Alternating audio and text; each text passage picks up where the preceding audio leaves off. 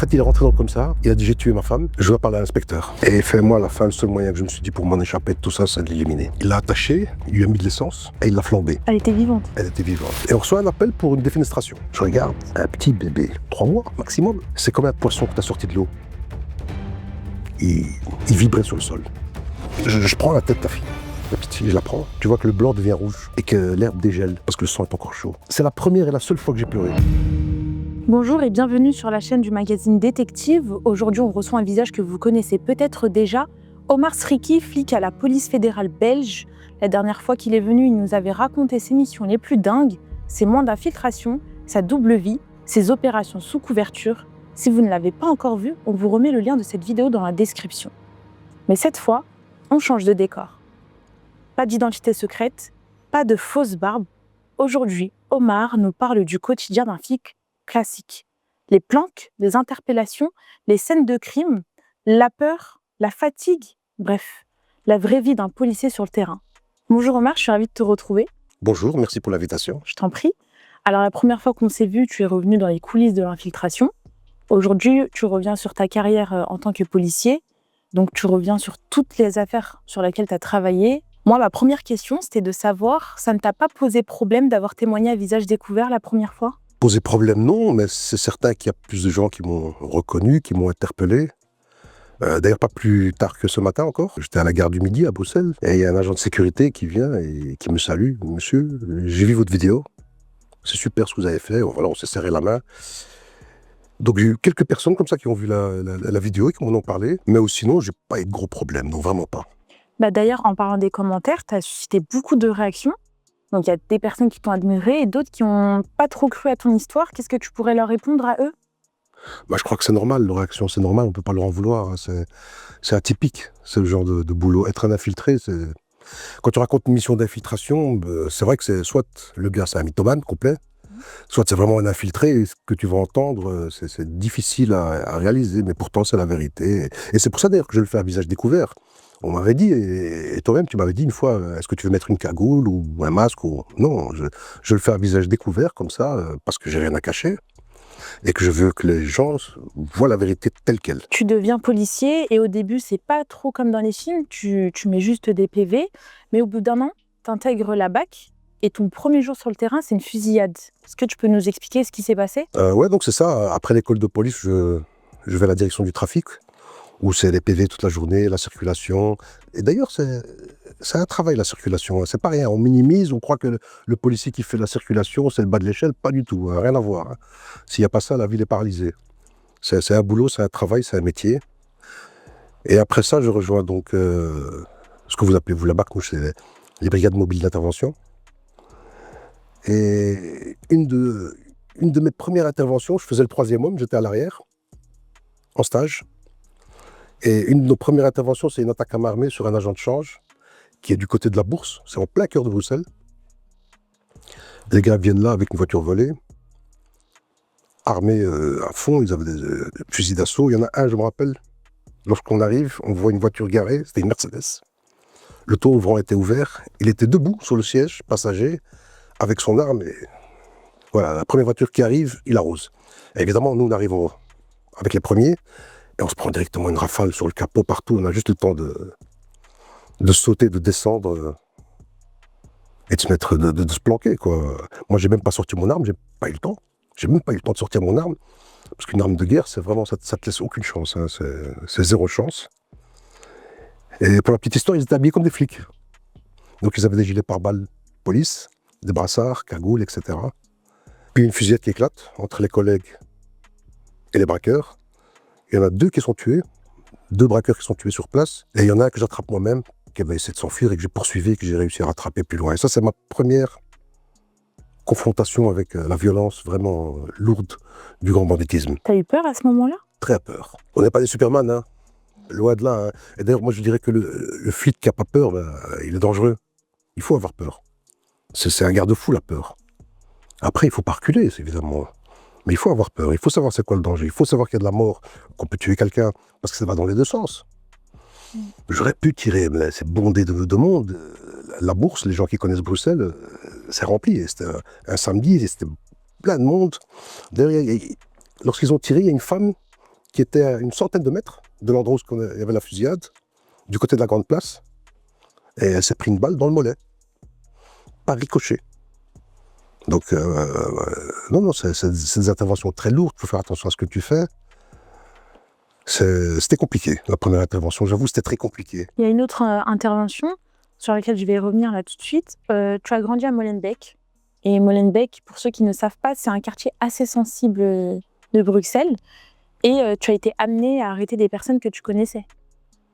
Oui, ça m'est arrivé. Molenbeek, quartier assez sensible. Je vais préciser un truc quand même. Molenbeek, il y a de tout. Pour moi, c'est la plus belle ville de Bruxelles. C'est Molenbeek. Et je l'ai toujours dit, va te promener quartier Louise, rentre dans un restaurant et demande à manger. De l'heure, j'ai faim, je voudrais manger, tu vas voir, ils vont te remballer. Pourtant, c'est les quartiers les plus chics de Bruxelles. Tu fais la même chose à Molenbeek, tu rentres dans n'importe quel snack, tu dis j'ai faim, je voudrais manger. Ils vont te dire vas-y, assieds-toi, que tu veux manger. Et on va te servir. Donc, il ne faut pas avoir toujours cette image de Molenbeek. Non, Molenbeek, c'est vrai, il y a une population maghrébine, mais il y a aussi des Italiens, il y a des Roumains, il y a des Français, il y a des Belges. À Molenbeek, si on y va aujourd'hui, on peut aller manger un couscous et boire un thé, ou une pizza bolognaise et boire le meilleur des vins, ou une choucroute et de la bière. Il y a tout à Molenbeek. Il ne faut pas croire que c'est un ghetto, qu'il n'y a que ça. C'est pas vrai. Et les gens de Molenbeek sont magnifiques. Mais bon, il y a aussi de la criminalité. Voilà, ça c'est... On en reparlera peut-être un jour parce qu'il y a le social, il y a beaucoup de choses qui rentrent en considération. Et une fois, il y a une attaque à main armée sur on appelle ça les paquis, c'est les night shops. Et donc, déjà quand on entend la mission attaque à main armée sur un night shop, bon, tu sais que tu n'as pas affaire à Messrine. Hein. Ce sera du menu frottin. Et on y va, on roule, et on voit un gars qui part en courant. On essaie de le poursuivre. Il rentre dans une ruelle, c'est un sens interdit. Et je dis à mes collègues, faites le tour. Moi, je descends de voiture. Et je commence à poursuivre le gars dans la rue. Il me devance de quelques dizaines de mètres. Je le perds de vue. Et j'arrive au bout de la rue et je ne le trouve plus. Et mes collègues sont là. Ils ont barré la route, donc ils ne pouvaient pas sortir de cette route. Donc je sais qu'il est quelque part dans cette rue. Je commence à regarder en dessous des voitures, etc. Et je tombe dessus. Je vois les pieds qui dépassent. Sors. Il sort. J'ai mon arme. Je le braque et il me braque. Donc on est tous les deux face à face. Et c'est jette ton arme. Et puis je regarde sa tête. Et je reconnais le gars. En fait, c'est le fils d'un voisin. On peut pas dire son nom. C'est le fils d'un voisin. Alors, il s'appelait Mario.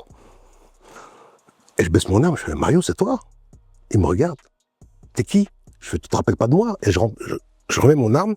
Et je lui fais Mario, laisse tomber, qu'est-ce que t'occupes à faire? Et je prends son arme. Et voilà, en quelques secondes, le type, il redescend, il était en sueur. Ça aurait pu tourner au drame pour 200 €, 300 € qu'il avait piqué. Et en plus, le pire, c'était une fausse arme qu'il avait. J'aurais tiré. J'étais en légitime défense complète. Mais ce serait dramatique. Et c'est pour ça que je veux le dire aux jeunes, faites attention. Il y a des bêtises de jeunesse qu'on peut faire, et tout le monde en fait. Mais il y a des bêtises qui coûtent très cher, qui peuvent bouleverser une vie. Donc voilà, j'ai pris Mario, je l'ai amené au poste. Et en plus, Mario, son père, c'était un très sévère. C'était quelqu'un de très correct. C'est pas le genre de père qui laisse ses enfants à l'abandon, etc. Non, il était vraiment une teigne avec ses enfants. Donc je l'ai pris au commissariat, il a commencé à pleurer, etc. Il a commencé à expliquer pourquoi il a fait ça. Tout ça pour une paire de baskets, je crois qu'il voulait acheter. Une paire de baskets qu'il voulait acheter et que son père lui a refusé, ou une connerie comme ça. Donc j'ai appelé le père. Bon, évidemment, il a passé une mauvaise soirée, Mario. Il a eu un PV, je crois qu'il a fait... il n'a même pas fait de la tôle, il a été en sursis, en conditionnel, etc. Et il est ressorti, quoi. Et je le vois encore, Mario. Et je lui rappelle, tu te rappelles, Mario, quand je t'enlevais ton arme? Ah ouais, me rappelle pas ça. Je le vois encore. Maintenant, ça va, il s'est calmé. Donc tu vois, sur quelques secondes, la décision d'un flic, elle peut tout changer. Hein. C'est pour ça que j'aime bien la police de proximité. C'est pour ça, c'est un exemple de police de proximité, ça. Voilà, j'ai pas besoin d'armes pour ça, hein, vraiment pas. Hein. Et je savais qu'il allait pas tirer quand il m'a reconnu. C'est impossible. Pourquoi? Parce qu'il y a cette proximité. Je te connais, je connais ton père, je connais ta mère, je sais d'où tu viens, je sais ce que tu as vécu. Tu vois, ça arrondit les angles, quoi. Et c'est ça la police de proximité. Est-ce que tu te souviens du premier mort que tu as vu lors d'une scène de crime? Ouais. Alors le premier mort, c'était un meurtre, un assassinat. C'est une jeune fille, on va l'appeler Sherazade. Et Charazade avait une fille, elle travaillait, je crois qu'elle faisait les ménages chez les personnes âgées. Elle avait une fille, et elle a disparu. Et cette dame, en fait, sa famille fréquentait une boulangerie d'en face du commissariat de chez nous. Et cette boulangerie, je connaissais très bien la patronne. Et donc, ils ont été portés plainte dans un autre commissariat pour disparition. Ça a été acté comme disparition non inquiétante. Pourquoi? Parce qu'elle est majeure, parce qu'elle a le droit de disparaître, etc., etc. Donc, la famille va chez cette boulangère, il lui explique son histoire. Elle leur dit, voilà, je connais un policier qui peut peut-être vous aider. Il est juste en face dans le commissariat. Et elle me les amène et elle vient chez moi. Et c'est comme ça que je reprends cette affaire. Je commence par faire des petites auditions. Le frère, elle avait un frère, 2 sœurs, elle avait sa mère, mais elle avait plus son père. Donc j'entends toute la famille. Et là, tu vois, de nouveau, tu vois, là c'est culturel. Quand je rentre dans cette famille et que je les entends et qu'ils me parlent, la manière dont ils m'ont parlé, la manière dont j'ai perçu leur inquiétude, je savais qu'il y avait quelque chose qui n'était pas normal. Ça se voyait. Ça se voyait au récit de la mère, ça se voyait au récit du frère, des sœurs. C'était pas normal que Charazade a disparu. Ça sautait aux yeux. Donc j'ai bu un thé avec eux à la maison, j'ai été voir la chambre de Charazade. C'est ici qu'elle vient quand elle dort, ou sinon dans son appartement. Donc j'ai fouillé un petit peu, rien de spécial. Et je commence l'enquête. Je rentre au commissariat. Je vais le citer, cet officier, je vais le citer. Le commissaire divisionnaire de Cuber. Un homme en or. Un officier comme on n'en fait plus. Je lui explique, voilà, chef, voilà ce qui se passe. Cette fille a disparu. Les gens l'ont signalé dans tel commissariat, mais c'est juste une disparition non inquiétante. Et pour moi, à mes yeux, il y a plus. T'en es sûr? J'en suis certain. Ok, alors tu prends l'affaire, mais tu vas jusqu'au bout. Je suis resté sur l'affaire, ça a duré, je crois, 3 jours. 3 jours d'enquête intensive, mais c'était jour et nuit, hein, c'était vraiment à l'attaque. Le frère m'explique instantanément, il me dit, écoute, ma sœur, je dois te dire quelque chose, c'est la maîtresse d'un homme marié. Ah, ça c'est intéressant. C'est qui cet homme? Ah, il habite là, il habite là, il habite là. Je vois c'est qui le type, parce que c'est dans un quartier pas loin. Je vois c'est qui. Mais il est marié, il a des enfants et tout, c'est sa maîtresse. Et avant sa disparition, elle est sortie avec lui. D'accord. Je vais chercher le gars, je le fais aller chercher, je le convoque, il vient au bureau. J'entends le gars, je lui fais, t'es au courant de la disparition de Charazade? Il fait, ouais, je suis au courant, son frère m'a appelé, il me l'a dit, j'ai cherché, moi aussi, j'ai été partout voir où ce qu'on traînait et tout, je l'ai pas vu, je sais pas où ce qu'elle est, etc. Je fais, Charazade, elle a une fille. Et elle va disparaître comme ça. Elle va laisser sa fille, elle va disparaître. C'est impossible, ça. Où vous avez été hier? Et puis il commence à me dire, voilà, on a été à tel restaurant, on a été tel café, on est sorti là, on est passé par là, on est passé par là. Je prends une première audition classique. Et je fais, ça à quel moment que tu la quittes? Il me fait, écoute, après, on était boire un verre et après le restaurant, on s'est quitté, voilà, elle est partie, elle m'a dit de retourner chez ma fille. Et voilà, moi je suis rentré chez moi. Ok. Et avant de sortir, il me dit, mais il y a un truc que je dois t'avouer. Elle était enceinte. Et ma femme l'a appris. Ah. Et qu'est-ce que tu crois? Il me fait, je sais pas, peut-être que ma femme a fait une bêtise. Comme ça, hein, il remet sur sa femme. Hein. Je dis, bon, ça va, on va entendre ta femme, il n'y a pas de problème, on va appeler ta femme, on va voir ce qu'elle raconte. J'appelle la femme, je lui mets une pression, la pauvre, une pression de dingue dans l'audition. Une longue audition qui a duré des heures, vraiment des heures. Quasi peu d'interruptions. Je me disais, je vais la presser, elle va finir par craquer. Rien qui sort. Rien. C'est pas elle. Elle connaît la fille, elle sait que son mari a une relation, mais elle ne l'a pas vue. Je vais devoir appeler ce gars parce que c'est pas possible. Parce qu'il va passer lui le dernier. Je fais, écoute, on va aller, toi et moi, on va faire endroit par endroit où ce que tu as été. Et je le prends, et je vais endroit par endroit où ce qu'il a été. J'étais dans ce restaurant, allez, viens, on y va. Monsieur, vous avez fait servir, monsieur? Oui. Quand? Oui. Vous avez encore le ticket? Vous avez encore le trace dans la caisse? Oui, je vais regarder et tout. Et on a tout vérifié. Et comme ça, je suis arrivé à faire en fait son emploi du temps. Et là où ce qu'il avait déjà menti, c'est que lui, il m'avait dit, je l'ai quitté vers 17h, alors que le dernier repas, c'était vers 19h20, 19h30 dans ces environs-là. C'était le dernier repas qu'il avait avec elle. Et je lui fais, regarde, tu m'as dit que tu es parti à 17h, depuis 17h que tu l'as pas vu, toi, à 19h, tu étais encore avec elle. Ah oui, mais je me suis trompé peut-être dans les heures et tout. Je fais, écoute, c'est simple. Moi, dans ma tête, je pensais pas à un meurtre ou quelque chose.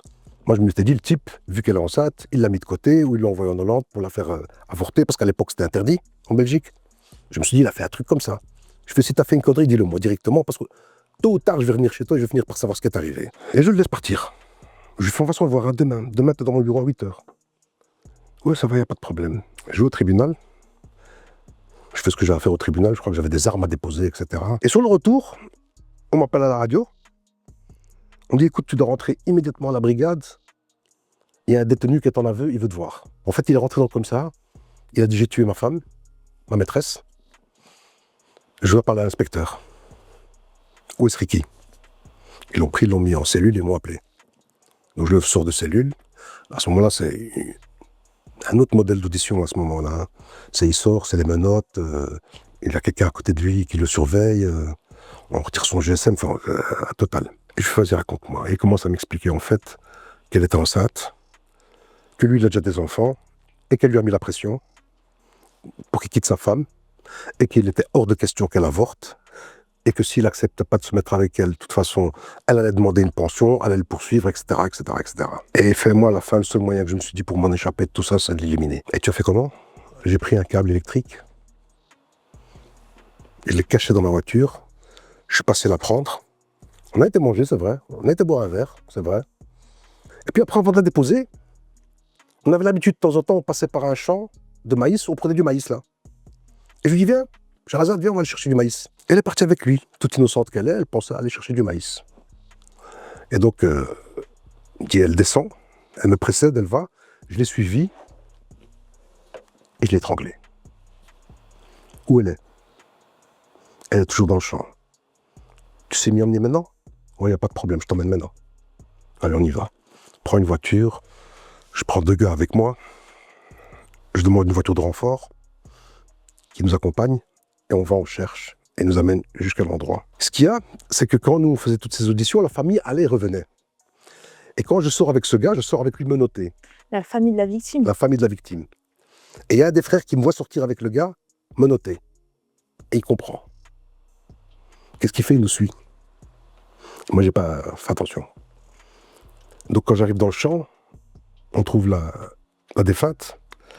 Elle était sur le ventre. Son t-shirt était relevé jusqu'à hauteur des seins. Les bras en avant, face contre terre. Et le frère débarque et commence à crier « Ma soeur, on doit le retenir. On est obligé de lui mettre les menottes parce que tellement il est dans une crise de nerfs, le pauvre. » Et je le comprends. Et ce qui m'a marqué dans cette histoire le plus, c'est que quand je faisais l'enquête, j'ai rencontré sa petite fille, la fille de Sherazade, je l'ai rencontrée. Et elle savait que sa mère avait disparu. Hein. Un enfant, ça comprend. Hein. Elle devait avoir 5-6 ans. Elle s'accroche à mon pantalon, elle tire mon pantalon. Elle dit, monsieur, vous allez retrouver ma maman? Je te promets, ma fille, je te promets, on va la retrouver. Elle n'est pas loin. Et on ne savait pas qu'elle était morte. Ça m'a tué, ça. Pauvre enfant, parce qu'à part après, il fallait annoncer ça à la famille. Elle a compris que sa mère ne reviendra plus jamais, en fait. Et tu sais, quand tu fais cette enquête-là, tu dois aller dans les détails. Quand tu l'entends, tu lui dis, bon voilà, quand tu as mis le câble, elle était face à toi? Non, elle était de dos à moi. Elle t'a rien dit? Elle m'a dit non, elle n'a pas eu le temps parce que j'ai serré, j'ai enroulé le câble sur mes 2 mains et j'ai directement tiré fort. Je fais, elle n'a rien fait. Il me fait si, à ce moment, elle s'est retournée, j'avais relâché, elle m'a juste dit pourquoi. Et puis je resserré. Et puis je suis tombé sur elle et je l'ai achevé au sol. Elle s'est retournée, elle s'est débattue, mais c'était trop tard. Il était plus fort qu'elle, voilà, et il l'a tué comme ça. Et il a été jugé, il a été condamné? Il a été condamné, il a pris 28 ans. 28 ans. C'est prémédité déjà. Il y a aussi cette interpellation dont tu m'avais parlé, donc un arracheur de sacs. Il visait principalement les personnes âgées, les femmes. Et en plein flagrant délit, toi tu l'interpelles et il agresse ta collègue et toi. Je ne veux pas dire que c'était une grosse affaire, non. Mais c'est une affaire qui nous a fait souffrir à fond. Déjà, par les agressions qu'il faisait. C'est un type qui il agressait que les vieilles dames. Et c'était des agressions vraiment sauvages, quoi, vraiment sauvages. Et il y en a qui fracassaient le nez.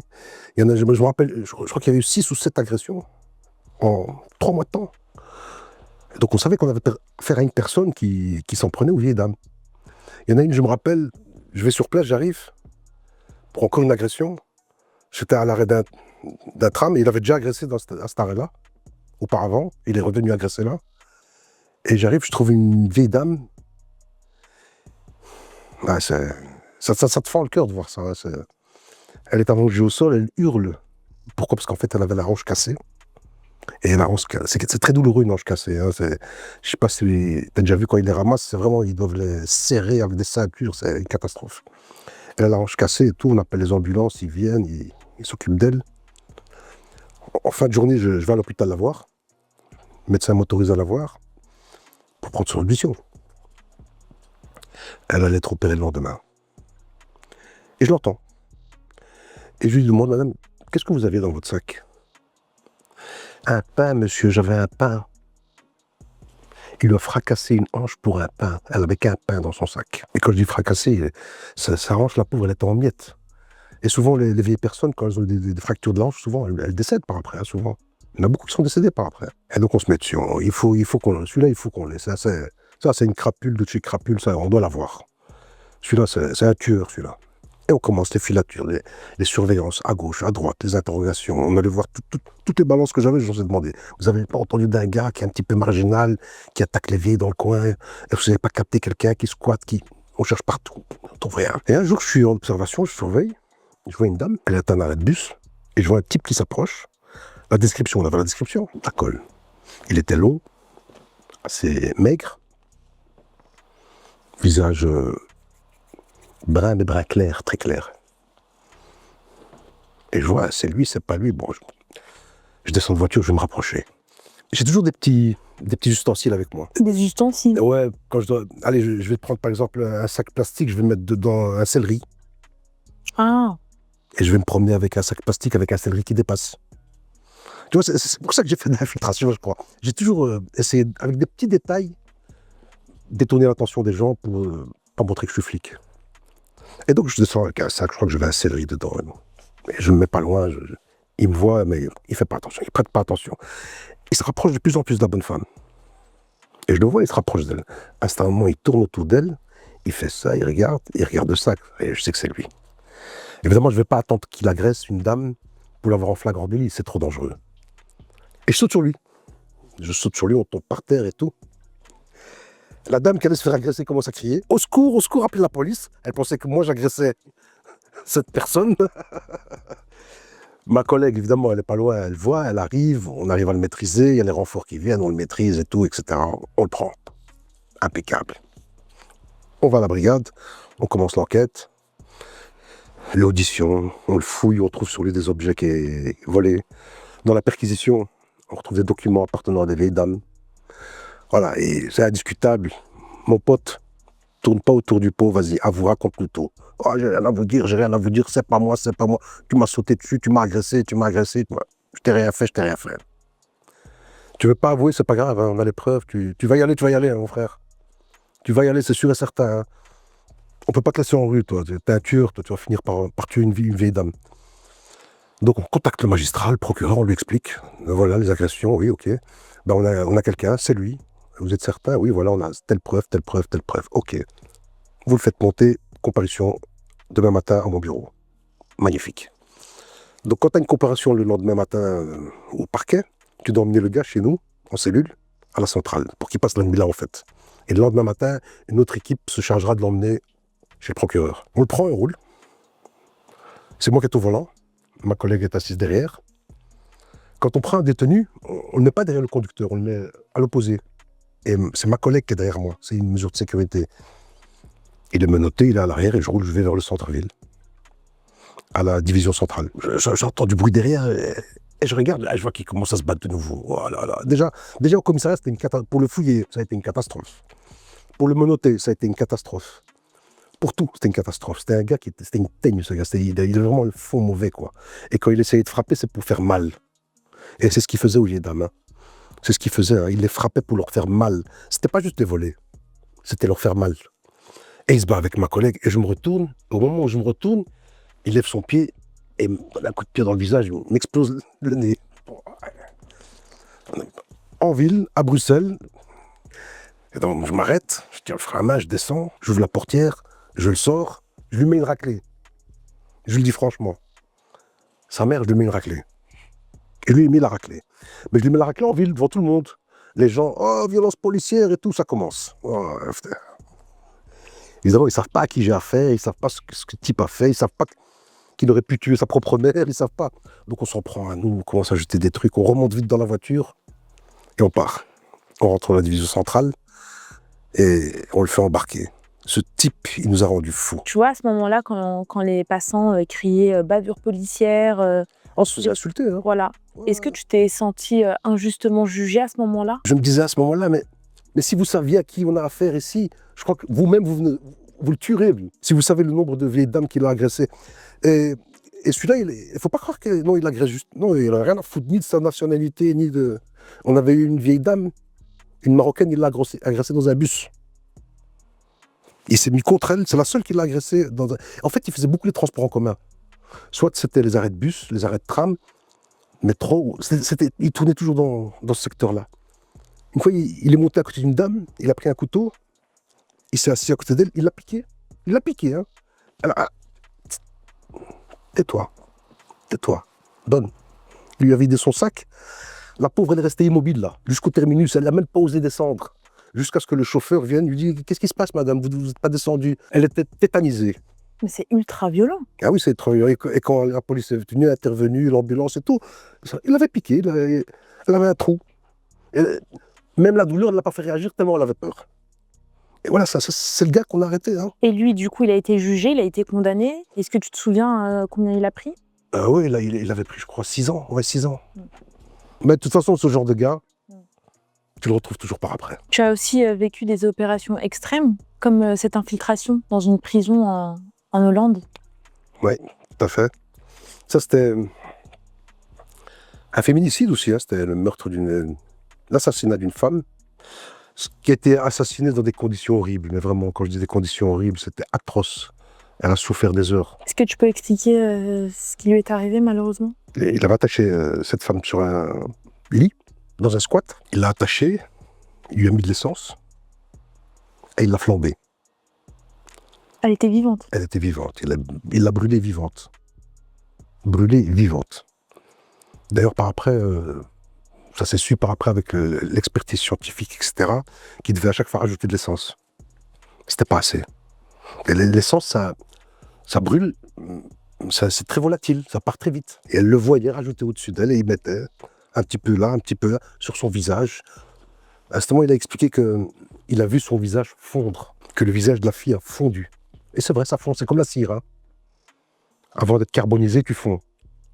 Et c'est pas après que tu es carbonisé. Donc ce gars-là, en fait, il se retrouve en prison pour une autre affaire. Mais il est fortement suspecté pour ce meurtre. Et ça se passe en Hollande. Et les collègues hollandais, en fait, demandent l'intervention des unités spéciales de la police fédérale belge pour qu'on engage un agent infiltré qui va rentrer en prison avec lui et qui va essayer d'avoir des éléments de preuve que seul le meurtrier peut avoir. C'est moi qui y vais. Donc je pars en Hollande. On m'a mis un beau casier judiciaire, moi aussi. J'avais tué un notaire, assassiné un notaire et j'étais en cavale en Hollande. Et on programme mon arrestation, etc. Donc à ce moment, je suis dans un café, voilà, la police intervient hollandaise. Ils ne savent pas que je suis un infiltré, les policiers hollandais. Le parquet est au courant, les unités spéciales hollandaises sont au courant que je suis un agent infiltré, que je travaille pour eux. Mais le reste, ils ne sont pas au courant. Pour eux, ils ont affaire à un meurtrier. Et c'est comme ça qu'on m'arrête et que je rentre en prison, en fait, là, en Hollande. Il y avait déjà eu un article de presse qui était paru, comme quoi la police hollandaise avait arrêté un meurtrier en cavale depuis la Belgique, etc., etc. Donc quand je rentre en prison, j'ai déjà une réputation. Ça, c'est sorti dans la presse. Et je commence à rencontrer le gars pendant la promenade. C'était un Surinamien. Il venait du Suriname. Et c'est là que je commence à rentrer en contact avec lui, petit à petit, petit peu. Tu sais, quand tu fais un contact criminel comme ça, tu peux pas aller directement vers la personne et trop t'intéresser à elle. Soit tu vas le saouler, il va te dégager, soit tu vas te suspecter. Et là, c'est pire encore. Le mieux, c'est quand c'est la personne qui s'intéresse à toi, de par ton comportement. Enfin, je ne vais pas en dire plus parce que c'est des techniques voilà, qu'on ne peut pas raconter. Et c'est ce que je fais avec lui. Un exemple, il me demande pourquoi tu es là, toi? T'es pas de chez nous, t'es pas d'Hollande? Non, je suis pas d'Hollande, moi je viens de Belgique. Qu'est-ce que t'as? T'as fait des stupes? Non. T'as fait quoi? Je fais, pourquoi tu te demandes, toi? Moi, je t'ai demandé quelque chose, moi. Pourquoi tu me demandes? T'es mon avocat? Non, hein? Allez, tiens. Et je laisse comme ça. Tu vois, c'est toutes des petites techniques. En fait, qu'est-ce que je fais là? À ce moment-là, j'attise sa curiosité. Ben, c'est quoi ce gars qui me parle comme ça? Pourquoi il parle comme ça? Qu'est-ce qu'il cache? Et donc, à partir de ce moment-là, tu sais que le gars, il va te coller pour en savoir plus. Et après, ça devient donnant-donnant. Voilà, je te raconte, tu me racontes, je te raconte, tu me racontes. Et je commence à lui raconter ce que j'ai fait, que j'étais avec une femme, etc., et qu'elle m'a trompé avec un notaire, et je ne le savais pas, et que j'ai misé surtout sur cette femme, que j'avais investi avec elle. Enfin, je raconte plein de choses à chaque fois. Et lui commence aussi à s'ouvrir. Je fais, et toi, t'es là pourquoi? Il me fait, ouais, moi aussi, j'ai tué quelqu'un. Règlement de compte. Il me fait, non, non, une bonne femme. Qu'est-ce que tu lui as fait? C'est quoi? T'es un violeur? Non, t'es fou, moi je suis pas comme ça, man, t'es fou. Non, il y a de l'honneur, hein. Non, non, je l'ai cramé, hein. Pour lui, l'honneur, c'est de pas avoir violé, c'est d'avoir juste cramé. C'est un honneur pour lui. Et il commence à me raconter. Et j'avais mis ça, et à ce moment, il me dit, ouais. Et j'avais ramené de l'essence, je l'ai mis dans une petite bouteille bleue, je l'ai mis en dessous du lavabo, ta. Il y a mon avocat, soi-disant, qui vient me voir. En fait, c'est un officier. Et je lui fais un rapport verbal de ce qu'il me raconte. Voilà, il m'a dit ça. Il m'a dit qu'il a utilisé une bouteille, qu'elle était bleue, qu'elle était sous le lavabo, qu'il y avait telle essence dedans, qu'il y avait autant de litres, qu'il a dû rajouter. Je raconte le crime comme si moi j'y étais. À ce moment, l'officier, il lève ses yeux vers moi, il me dit, ça y est, c'est bon, tu peux sortir. Je dis, ouais, c'est vrai. Il fait, c'est bon, on l'a. En fait, tout ce qu'il m'avait raconté, la couleur de la bouteille, l'endroit où elle était, le fait qu'il a rajouté de l'essence à chaque fois parce qu'elle brûlait pas assez, c'est paru nulle part dans la presse, tout ça. Il n'y a que le meurtrier qui peut le savoir. Donc par la suite, une fois que je suis sorti, c'est dur la prison, hein. C'est dur. T'es resté combien de temps pour cette mission en prison? 3 semaines. Il n'y a pas longtemps, j'ai entendu qu'il y a un ancien président de la République, apparemment, qui a dit, j'irai en prison, mais j'irai la tête haute. Ça n'existe pas. Il n'y a personne qui rentre en prison la tête haute. Tu rentres la tête basse. Tu rentres la tête basse en prison. Parce que tu vas mal manger, tu vas mal dormir. Tu vas avoir chaud, tu vas avoir froid. C'est la prison. C'est pas le Club Med. Et en plus, quand tu vas en prison, et ça je le dis aux jeunes, réfléchissez avant de faire des conneries, avant d'aller en tôle. Réfléchissez bien. Parce que quand tu vas en tôle, t'emmènes avec toi ta mère et ton père. Parce qu'un jeune qui se retrouve en prison, sa mère, elle dort plus. Et j'en ai vu des darons pleurer. J'en ai vu, ça fait mal au cœur. Hein. Son fils, voilà, pour une connerie, il a pris 5 ans, 10 ans, 15 ans de prison, alors qu'il a à peine la vingtaine. Il est parti jusqu'à ses 35 ans, il ne le reverra plus. Le cœur d'une mère ne supporte pas ça. Et les jeunes, ils réfléchissent pas à ça, ils pensent qu'il va tout seul en prison. Non, mon pote. Là, tu vas en prison et tu prends ta mère avec toi. Elle aussi, elle est en prison avec toi. À cause de tes conneries. Réfléchis. Donc le gars, voilà, au final, j'ai été témoigné à son procès, vu qu'il m'avait raconté tout à moi. C'était marrant parce que j'étais au procès, j'étais dans une cabine avec une cagoule. Personne ne voyait, j'avais un micro et le président du tribunal me posait des questions, les avocats me posaient des questions et je répondais comme ça à travers le micro. Mais avant de rentrer dans le tribunal, ton identité est confirmée par le juge qui lui te reçoit dans son bureau avec ta carte d'identité pour voir quelle est la personne qui témoigne. Et une fois qu'il a approuvé, tu peux mettre la cagoule et aller témoigner. C'est comme ça que ça se passe. Et c'est comme ça qu'on l'a eu. Est-ce que tu es souvent amené à témoigner de cette manière, en gros, mettre la cagoule, parler avec à la cour, en fait, directement, répondre aux questions des avocats? Est-ce que tu as dû souvent le faire, ça aussi, ou pas? Oui, bien sûr, il faut le faire. Une fois, j'ai témoigné depuis la Belgique pour un procès qu'il y avait en Allemagne, par vidéoconférence. Et voilà, j'ai témoigné comme ça. Tu m'as confié que pour toi, les affaires avec des enfants, c'est ce qu'il y a de pire. Tu parles d'un bébé qui a été défenestré. C'est les affaires avec les enfants, tu t'en ressors jamais intègre. Tu prends quelque chose avec toi. Obligé. Surtout quand c'est de la maltraitance, accident, crime, et qu'il y a du familial, c'est très compliqué à avaler. C'est très compliqué. Très compliqué. Ça, je me rappelle cette affaire, c'était en 2004. En 2004. C'était 2003, pardon.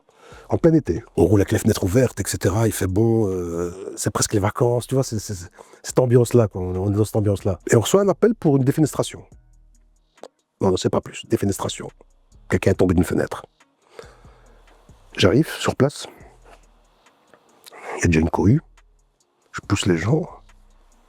Je regarde. Qui est tombé? Un petit bébé. Un petit bébé. Et quand je dis un petit bébé, je parle de 2 mois. 3 mois maximum. Et donc j'écarte les gens, je vois le petit, je le sens, je vois les traces. Et Ce qui m'a choqué, c'est la manière dont il était occupé à mourir, en fait. Parce qu'il était occupé à mourir, il n'est pas mort sur place. C'est comme un poisson que tu as sorti de l'eau. Il vibrait sur le sol. C'est nerveux, évidemment, hein. Il était en pleine convulsion. Qu'est-ce que tu vas faire? Qu'est-ce que tu vas toucher? Par où tu vas commencer? Qu'est-ce que tu vas faire à cet enfant? Qu'est-ce que tu veux que je fasse? Tu regardes, il est fracassé. Tu peux nous dire de quel étage il est supposé... 4e étage. Ouais, ok. Je monte. Il y a une femme qui descend en hurlant. La mère. Qu'est-ce qui se passe, madame? C'est quoi? Ah, mon mari, mon mari, mon mari. Quoi, votre mari? Oh, mon mari. Il l'a jeté. Votre mari a jeté l'enfant? Oui, il l'a jeté, il l'a jeté. Il est où? Il est en haut. Le type, évidemment, il a vu qu'on est venu, etc. En fait, il l'a... Enfin, je t'expliquerai à la fin pourquoi il l'a jeté. C'est le comble du ridicule, quoi. De l'intolérable. On monte en courant. On cherche, on ne trouve pas et tout. Je voyais une fenêtre qui est ouverte à l'arrière, qui donne sur une plateforme. Et je le vois, il part en courant sur cette plateforme et il saute de la plateforme. Il est à l'arrière de la rue, en fait. Il arrive à l'arrière de la rue. Heureusement, en sautant, il s'est cassé la cheville. Et les gens du quartier, il y avait des gens du quartier qui ont vu la scène, qui ont entendu et tout, ils étaient déjà occupés à le poursuivre. Et les gens, ils l'attrapent là. Ils commencent à le fracasser. Donc on enlève, menotte, lui il crie, ma cheville, rien à foutre, ta cheville crève. On le menotte, on le tire dans la voiture et on part avec. Après dans l'audition, quand on arrive à calmer les choses, si on peut les calmer, que l'enfant est parti, la mère elle est passée chez le médecin, ils l'ont calmé, etc. Elle raconte qu'est-ce qui s'est passé. En fait voilà, je me suis disputé avec mon mari, ça fait quelques semaines que ça dure. On a toujours la même dispute, et ça va de crescendo, de plus en plus grave. Et ça concerne quoi ta dispute? Ça va voir avec l'enfant?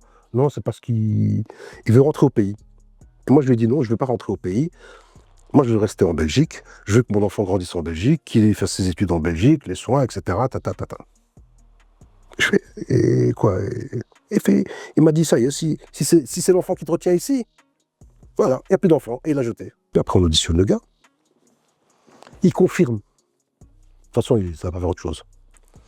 Il confirme, oui, c'est moi. Pourquoi t'as fait? Voilà, j'ai une dispute avec ma femme, moi je veux rentrer, je n'ai pas envie de rester ici, je suis malheureux, je veux rentrer. Elle, c'est toujours la même chose. Elle a que son enfant, elle voit que son enfant, ses copines, son petit ménage. Moi, j'ai envie de rentrer, j'ai des projets, blablabla, et à cause d'elle, mes projets tombent à l'eau. Et je me suis énervé, et je l'ai jeté. Voilà. Il a tué son enfant pour ses projets. Et là aussi, ce serait intéressant de savoir c'est quoi sa condamnation. Un an après, il y a eu le procès, et lui, il a pris 15 ans ferme. Le seul truc qu'il a sauvé, parce qu'il aurait pu prendre plus, hein, c'est qu'il avait des problèmes psychologiques, qu'il avait eu un traitement, qu'il prenait des médicaments, et que ça aurait pu, etc. Enfin, tu connais les avocats, quoi. Ils ont joué un peu là-dessus, il a pris 15 ans. Il a pris 15 ans. Il était triste d'avoir tué son enfant? Pas du tout.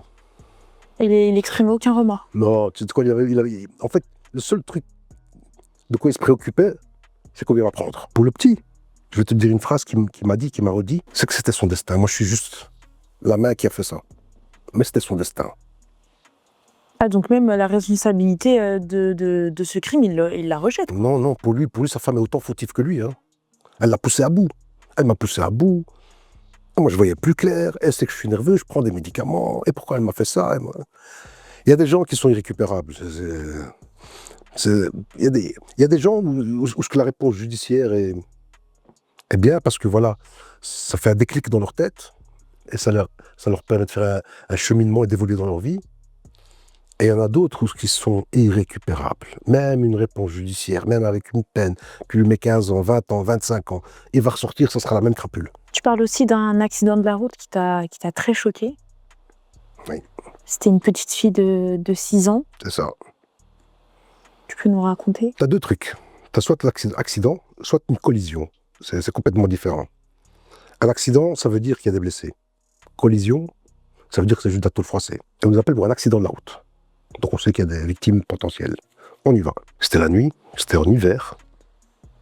Il faisait glacial, mais glacial. Et on arrive sur place et je vois en fait un semi-remorque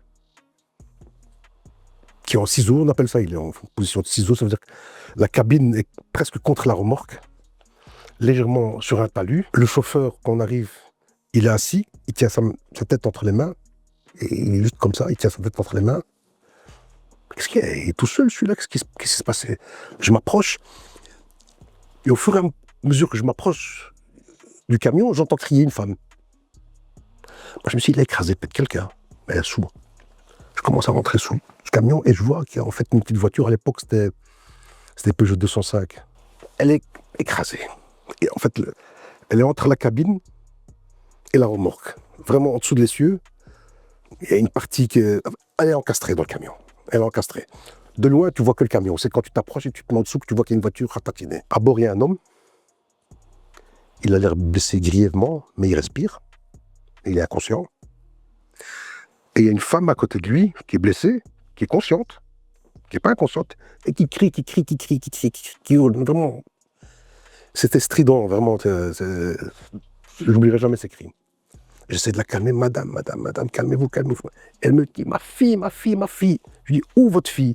Mais elle était bloquée, et elle me fait juste avec ses yeux, ça, comme ça. Et je baisse la tête, et je vois la tête d'un enfant qui est tombé devant elle. En fait, sa fille était sur le siège arrière, dans son maxi-cosy, attaché, etc. Et avec le choc, le maxi-cosy est resté là, le corps de l'enfant est resté là, c'est juste la tête qui est partie. Et là, elle a volé devant la mère qui est consciente et qui voit la tête de sa fille devant elle. Et il était une histoire de 2h du matin ou 1h du matin. Il fait froid. À l'époque, quand on patrouillait, on était très peu. On devait être 4-5 voitures qui patrouillaient sur Bruxelles. On n'espère pas de renfort, etc. Ou alors, il va durer plus longtemps parce qu'ils vont sortir de la brigade, etc. Ça va durer plus longtemps. Et donc, je suis seul. Je prends la tête de la fille. La petite fille, je la prends.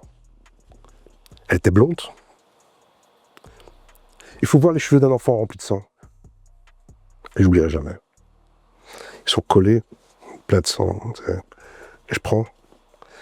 Il y a ma collègue qui arrive et je crie. Reste là-bas, ne viens pas. Mais je fais, reste là-bas, ne viens pas. Coupe la route. Elle n'a pas compris, elle pensait que je lui disais juste de couper la route. Donc elle coupe la route, et moi je la prends et je la dépose sur l'herbe gelée. Elle la dépose. Puis tu vois cette herbe blanche gelée. Et tu vois que le blanc devient rouge. Et que l'herbe dégèle. Parce que le sang est encore chaud. J'oublierai jamais ça. Je suis rentré chez moi ce jour-là. C'est la première et la seule fois que j'ai pleuré. À cause de mon boulot. J'ai pleuré, mais comme une madeleine. Quand j'ai pleuré, je me suis lâché. Hein. Mais ça devait sortir. Pleurer. Ma femme, elle me demandait qu'est-ce que t'as. J'arrivais même pas à lui parler.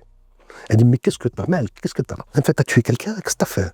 Je fais, j'ai tué personne, laisse-moi tranquille. Laisse-moi tranquille, j'ai tué personne.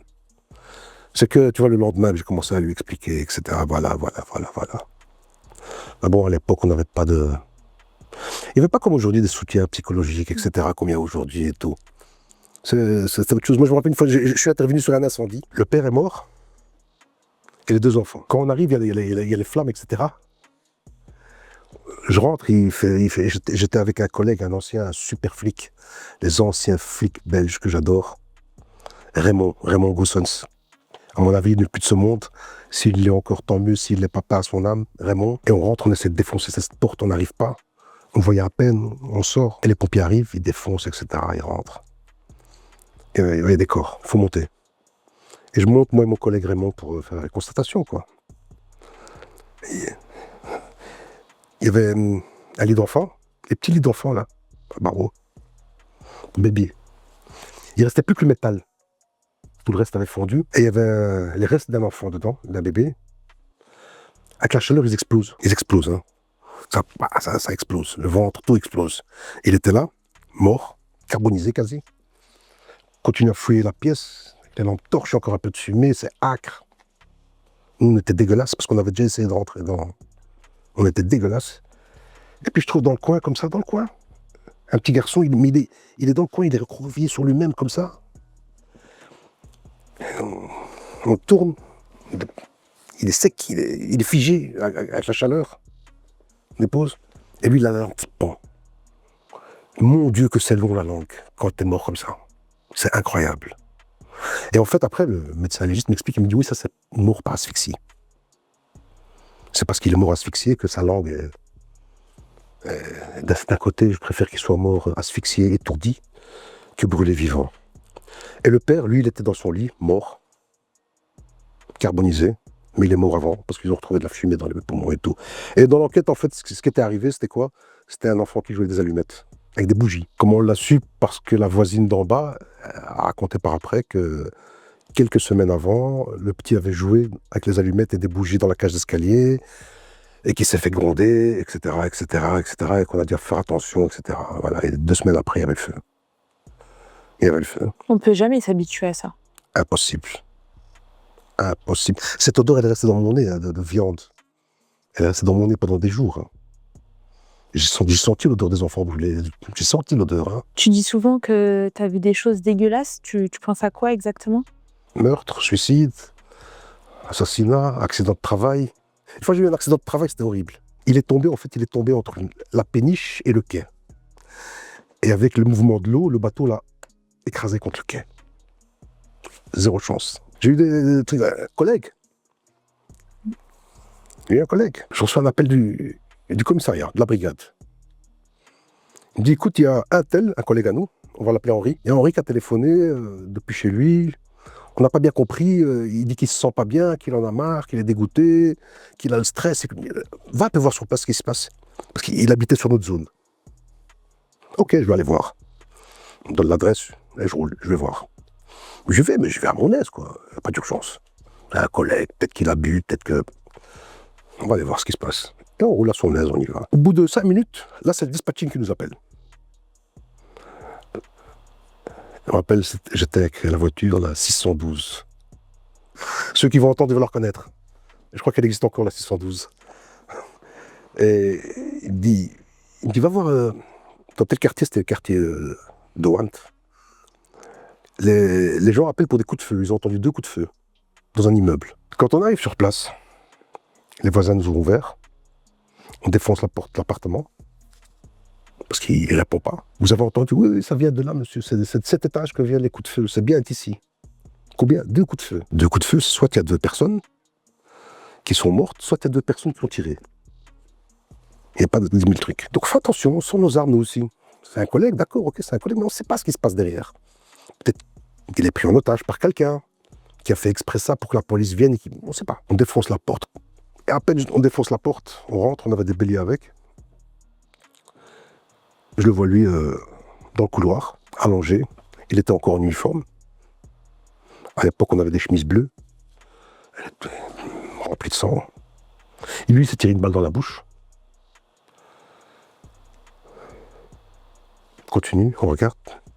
Je vais dans le salon, je rentre. Et il y avait des tentures, je me rappelle. Au niveau des tentures. Et quand je vois en fait un canapé, mais je le vois de l'arrière. Donc je vois juste le haut d'une tête qui dépasse, une tête blonde d'une femme. Comme ça. Madame, madame, madame. Et je me retourne. Et quand je suis face à elle, en fait, je me rends compte qu'elle a une balle dans la tête. Qu'elle est morte aussi.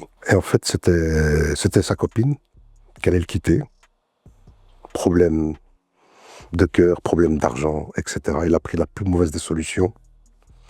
Il s'est suicidé après l'avoir flingué. Ouais, j'ai connu des drames. Et tu gères ça comment quand ça touche un de tes collègues, là, par exemple? En l'occurrence, c'est un de tes collègues. Comment t'as géré ça?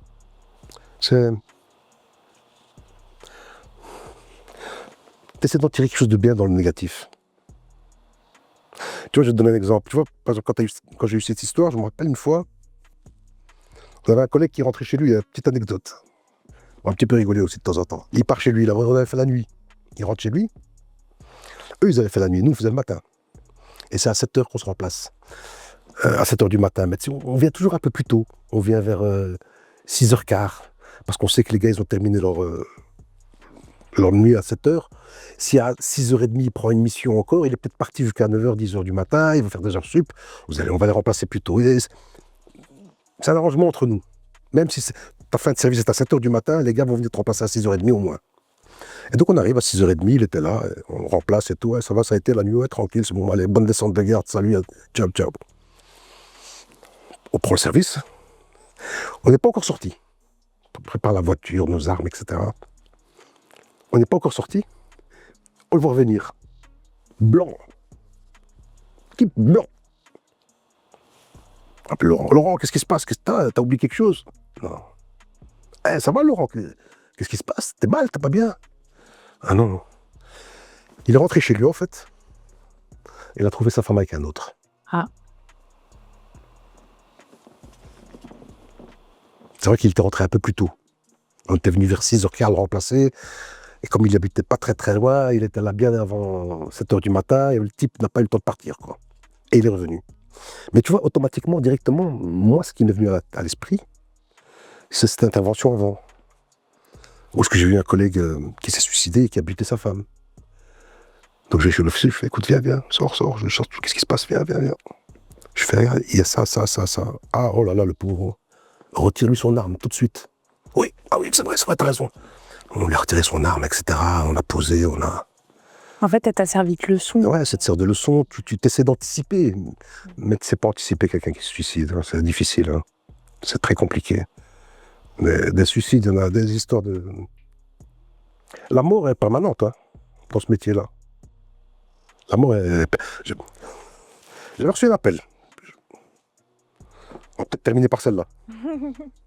Faut laisser un petit peu. On reçoit un appel de la brigade de l'autoroute. Ils disent, écoutez les gars, on a un accident sur notre secteur, sur l'autoroute, du côté de Anvers, la A12, l'autoroute numéro 12. C'est l'autoroute qui va à une discothèque qui s'appelle Le Carré, qui est bien connue en Belgique, Le Carré. On a une voiture ici accidentée, et il y a un mort. Et apparemment, le type habite chez vous, à telle adresse, il faut aller prévenir ses parents. Pour qu'ils viennent chez nous. Et on ne prévient pas par téléphone, hein, c'est normal. Ils ne vont pas téléphoner. Nous aussi, on faisait ça d'ailleurs. Quand on a un accident de la route, on demande à des collègues d'aller sur place prévenir les parents pour qu'ils viennent chez nous, de les accompagner, de les ramener. On ne va pas nous-mêmes téléphoner aux gens, par téléphone leur annoncer ça ne se fait pas. Ok, ça va, ils nous donnent l'adresse et tout. C'est un garagiste qui habitait, le commissariat, 400 mètres du commissariat, il habitait le gars. Il avait son garage et il habitait au-dessus. On sonne, bonjour. Vous êtes bien le papa de Marc Intel? Oui, c'est moi, oui. Il est où? Bah, il dort, il est en haut. Comment ça? Bah oui, il est dans sa chambre, il dort. Vous êtes sûr, monsieur? Oui. Tu vois, nous, avant d'annoncer un décès, on doit être persuadé qu'on parle de la même personne, tu vois. On ne va pas annoncer un décès si ce n'est pas le cas, c'est une catastrophe. Donc nous, on a un doute à ce moment-là. Vous êtes certain, monsieur? Bah oui. À la radio, on rappelle, on fait, écoute, on a essayé, le type, il nous dit que le type est dans sa chambre. La voiture, c'est quoi comme voiture? Bah, c'est une Volkswagen Golf, c'était une VR6, une bombe. Et on fait, est-ce qu'il a une voiture, votre fils? Ben non. Mon fils, il a son permis, mais il n'a pas de voiture. On monte dans la chambre. La chambre est vide. Comment ça? Mais je comprends pas, il n'est pas là, etc. Nous, on commence à comprendre.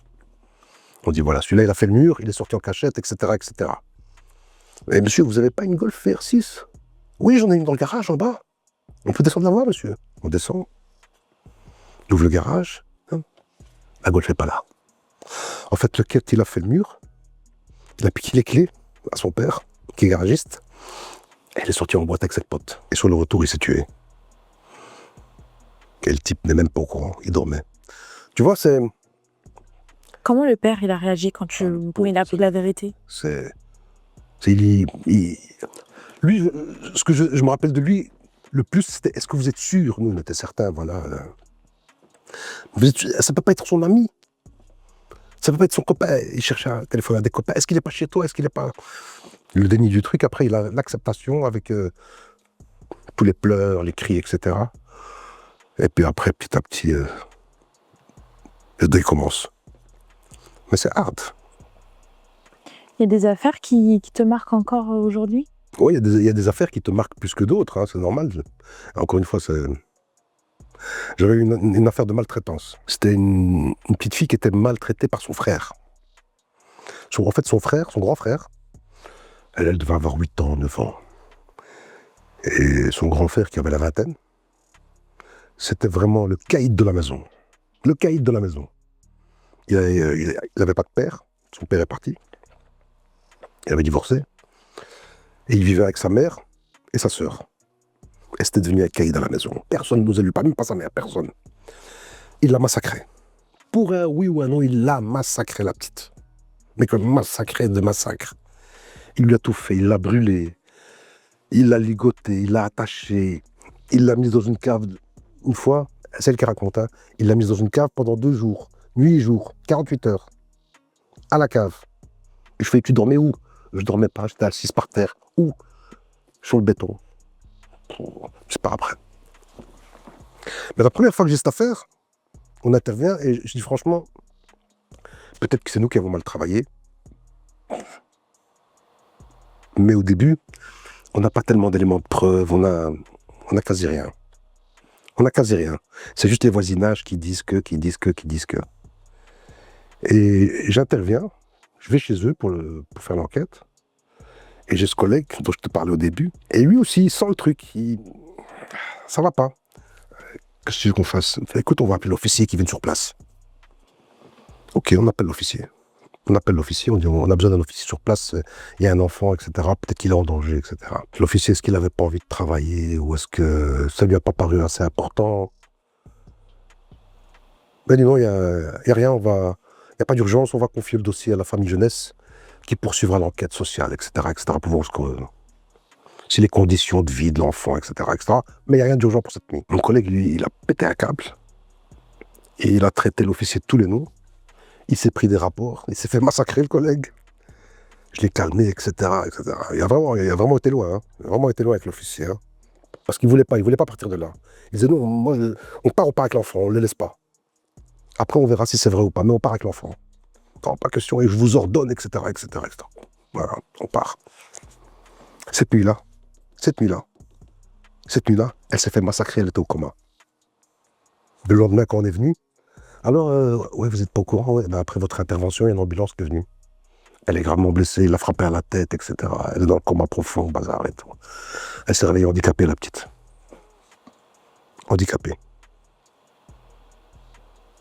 Là, cette fois-ci, il y avait des preuves, Ah oui, mais trop tard. trop tard. Tu vois, tu peux pas sauver le monde. Hein. J'aimerais bien. Hein. Je supporte pas l'injustice. C'est quelque chose que je suis... Et dans les deux sens, hein. Même quand si je vois un flic faire une injustice, je supporte pas non plus. Hein. Je me suis déjà battu avec un policier, hein. En service, hein. À cause de son comportement, parce que j'acceptais pas, ça m'arrivait. Hein. Il y a un moment où, dans ta carrière, t'as failli passer? Un moment. Ouais. Ou plusieurs. À se me dire. Si, plusieurs fois, bien sûr. Ouais. Tu sais, il y a des choses que tu fais dans la force de l'âge, aujourd'hui, je me dis, mais enfin, ce que tu as fait ce jour-là, mais t'es fou. Tu as pris des risques incroyables. Une fois, pour sauver une toxicomane, une bonne femme, une toxicomane, je me suis retrouvé sur un toit suspendu dans le vide. Ouais. Et on peut savoir comment tu t'es retrouvé sur un toit suspendu dans le vide? Personne suicidaire, on s'en appelle personne suicidaire sur les toits, etc. On y va. On arrive, on voit une bonne femme, ouais, elle est occupée à gueuler là en haut et tout, ouais, on monte et tout. Ouais. C'est pas comme dans les films, hein. C'est pas du tout comme dans les films, hein, sauver un suicidaire, rien à voir. Hein. Et j'approche d'elle, elle me crache dessus, et qu'est-ce que tu lui as fait? Elle me crache, dégage, ça flic, je t'emmerde, t'approches pas, ça va, m'approche pas et tout. Derrière elle, t'as le toit comme ça, et puis t'as une plateforme. Et elle est sortie par le Velux, elle est là, et moi je sors, et elle recule, et je la vois reculer. Et je sors, difficile, je sors, et je la vois reculer, elle va sauter. Là. Et dès que j'ai mes 2 pieds contre l'étude, je vais dire, je m'appuie, je pousse et je saute sur elle. Et je l'attrape. Je l'attrape mal. Et j'arrive juste à rattraper, et je rattrape par un poignet. Et je tiens un poignet, et elle se laisse partir en arrière, et moi je suis jusque là dans le vide, sur la plateforme, et je suis comme ça avec elle. Ça y est, on va tomber tous les deux. Et je crie, appelez les pompiers. Et elle m'a craché dessus, elle tirait. T'as réussi à la sauver? Ouais, j'ai réussi grâce aux pompiers. C'est les pompiers qui sont venus, et les collègues aussi qui sont venus en renfort et qui ont tiré avec moi, etc. Et on l'a sorti. Mais là, j'étais à 2 secondes de mourir, moi. Bêtement. J'aurais pu, emporté par l'élan, moi et elle, on faisait une chute de, 20 mètres. Ah oui, quand même. Ah oui, non, on était morts. Hein. On était morts tous les deux, ça c'est... Non, j'ai... C'était déjà arrivé lors d'un interrogatoire de tomber sur un menteur. Oui, oui, je suis tombé sur des... Mais je suis tombé même sur tes collègues, mythomanes. Ah. Ouais. Mais enfin, ça, c'est de l'humour plus qu'autre chose. Mais ouais, le mensonge, bien sûr, ça fait partie du métier aussi. Hein. Savoir le voir, le détecter, le repérer. Et quand tu es confronté à quelqu'un qui ment, qu'est-ce que tu fais? Comment tu sais qui ment? Le meilleur truc, c'est la preuve. Quand tu le confrontes à sa preuve. En général, on tombe. Ah voilà, là, c'est... Écoutez, invente autre chose. À la limite, tu ne dis pas, dis la vérité, parce qu'il ne va pas te la dire. Invente autre chose. Puis on verra. Invente autre chose. Ben oui, il y en a, bien sûr. Hein.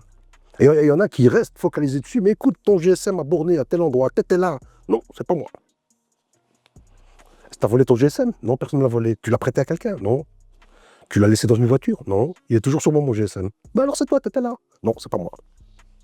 Mais il y en a. Il y en a. Et est-ce que ça t'a... Enfin, est-ce que t'as été amené à faire une connerie peut-être au travail? Est-ce que peut-être t'as fait une grosse bêtise? Quel genre? Bah, je sais pas, par exemple, t'avais pas le droit de faire quelque chose et t'as dû le faire, par obligation par exemple. Oui, bien sûr. Oui, oui. Une fois, j'ai eu une intervention dans un cabaret, à cause d'un portier. Et les Bruxellois vont, quand je vais dire le cabaret, ils vont savoir de quoi je parle. C'était un cabaret qui s'appelle le Ferdaus, à Bruxelles. Connu, il n'existe plus. Et ils avaient installé un portier, il n'est pas resté longtemps. C'était le genre de portier, tu vois, qui tabasse les gens, etc., etc., qui frappe, qui est... Toujours des problèmes avec lui, on a toujours des problèmes. Il fallait savoir intervenir. Pourquoi il a frappé quelqu'un? Il y a quelqu'un qui a beaucoup de blessures, il a fait ça. Et une fois, j'interviens et il avait bu un verre. Qu'est-ce qui se passe? Ouais, monsieur, voilà, on allait rentrer, moi et mes amis. Ce portier s'est mis devant, il nous a pas laissé. On lui a dit pourquoi et tout. Il a commencé à nous frapper. Il y a toujours quelqu'un qui raconte ci ou ça. Et je vais chez le portier, je fais encore toi. Je fais, on va travailler qu'avec toi, quoi. On est là que pour toi. Tous les samedis soirs, on est là pour toi, toi. Et il commence à m'insulter. Mais quand je dis insulter, arrête. Et on arabe. Et ouais, je comprends très bien l'arabe, évidemment. Belle arabia. Il m'insulte, il me crache dessus, ouais. Je fais, tu sais ce qu'on va faire, toi et moi? Je fais, tu sais ce qu'on va faire, toi et moi? Oublie la police, oublie tout ça. On va régler ça, toi et moi. Tu me démontes ou je te démonte? Viens. Il y avait un collègue avec moi. Je fais, t'as rien vu, laisse-moi tranquille. Et voilà, on s'est mis dessus. Savoir qui a... Je l'ai mangé. Parce que tellement j'étais humilié par rapport aux insultes qu'il avait dit sur ma mère. Oui. Tu vois, devant mes collègues, devant tout le monde, devant les gens, m'humilier comme ça. Moi, je viens, je fais mon travail. Toi, t'as tabassé quelqu'un et tu t'en prends à moi. C'est quoi ton problème? Allez, viens. Tu me fais dire des choses que je ne devrais pas raconter, toi. Hein. Très bon journaliste. Tu en parles dans ton livre Undercover Agent 072 et je voulais savoir, est-ce qu'il existe un profil type pour devenir agent infiltré? C'est pas une question de profil type, c'est une question de... Parce que les profils, on a besoin de tous les profils. Tu as besoin de tous les profils. Tu as besoin des gens qui s'intéressent à l'art, d'autres qui s'intéressent aux armes, d'autres qui s'intéressent aux faux papiers. Il faut tous les profils. Par contre, est-ce que ça convient à tout le monde? Là, c'est autre chose.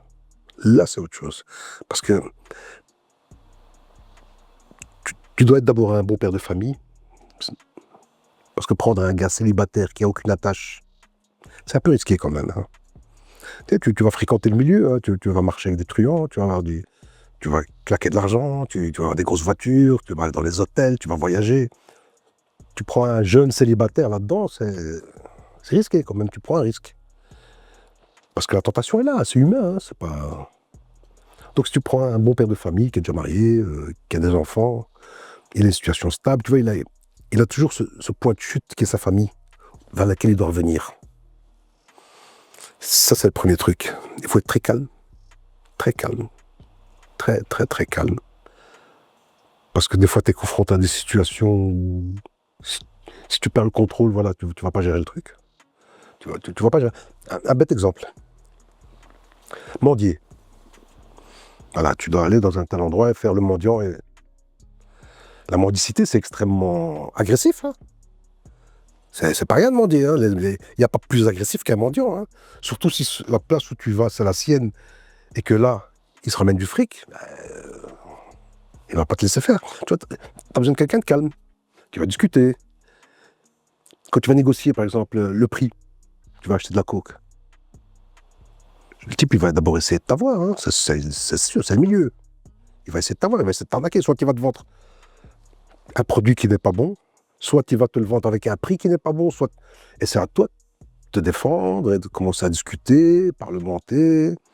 Et puis il va te mettre, par exemple, 5 rendez-vous, il va venir à un. Il y a de quoi s'énerver, hein, dans tout ça. Donc, tu es non-stop sous tension.